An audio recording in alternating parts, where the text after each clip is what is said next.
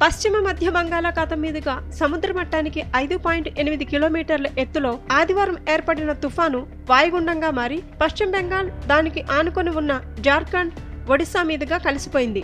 దీని ప్రభావంతో ఏపీలోని పలు చోట్ల భారీ వర్షాలు కురుస్తాయని భారత వాతావరణ శాఖ హెచ్చరికలు జారీ చేసింది. రాష్ట్ర వ్యాప్తంగా అనేక చోట్ల ఓ మోస్తరు భారీ వర్షాలు కురుస్తాయని అంచనా వేసింది.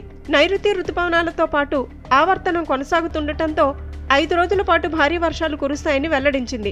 ఈ క్రమంలో మత్స్యకారులు వేటకు వెళ్లరాదని హెచ్చరించింది. వర్షం పడే సమయంలో ఉరుములు మెరుపులతో పాటు పిడుగులు పడే అవకాశం ఉన్నందున రైతులు పొలాల్లో ఉండరాదని సూచించింది. చెట్ల కింద ఎవరూ నిల్చోవద్దని, ప్రజలు అప్రమత్తంగా ఉండాలని తెలిపింది.